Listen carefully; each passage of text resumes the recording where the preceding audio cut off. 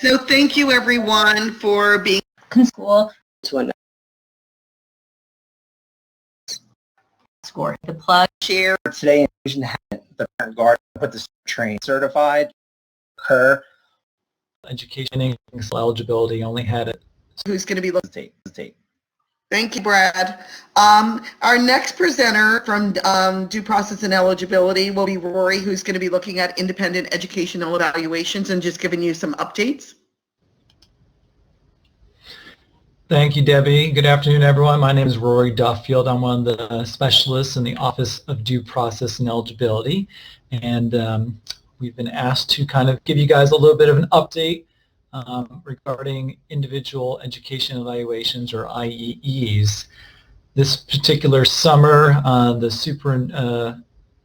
superintendent's memo went out, as you can see, in September, to all school divisions, explaining some clarification of the federal guidelines regarding IEE requests and with regards to parents' rights. Specifically, as you can kind of read through the slide, is that parents can now ask for an IEE in an area in which their child was not previously assessed. So, for example, if a child during reevaluation or initial eligibility only had a psychological, social, cultural, and an educational evaluation, the parent could also then, in an IEE, request a speech and language. Prior to us realizing or finding this out, it used to be 1-for-1, but we are now realizing that we cannot limit the parents to that. So that's what came out in that superintendent's memo. So what that exactly means to us as a school team, if we'll move on to the next slide, there are two takeaways that we would like for you guys to understand from this new guidance we have received. Specifically, because parents can now request an IEE in an area not evaluated, that there may now be some eligibility meetings or IEP meetings or whatever the case is, where we have to consider a private evaluation in which we do not have an FCPS equivalent evaluation.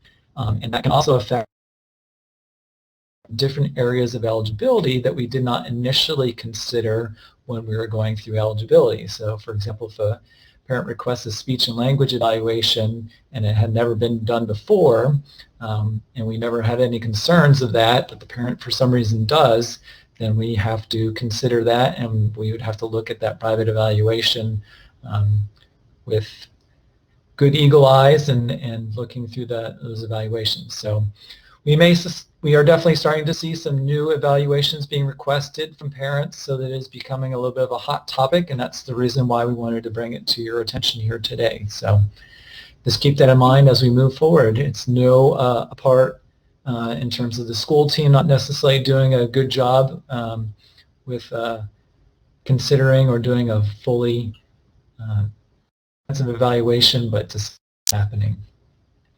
I see a question in the chat. Says, if there's a private assessment, does FCPS have to do an equivalent evaluation? Like if they do request an IEE speech, whether they would then do an FCPS speech evaluation? It would be nice to do that, Aaron, if we have the opportunity to. The key factor that we sometimes run into with that is that we don't want to duplicate the same exact testing that was done in the private, because then it doesn't make the results necessarily valid. So we might do some supplemental testing potentially to get some additional information just so we can kind of have something on our end. But that's not always going to be the case where we have the opportunity, because the parent may not give us consent to do that evaluation. So of course it's contingent upon that. Any other questions? Well, thank you, everybody. If any further questions do pop up, then feel free to contact us. Thank you, Lori, for putting that additional information in the chat. It is not required for FCPS to do that additional evaluation. Thanks, Rory. I'll jump right in there with some information and reminders about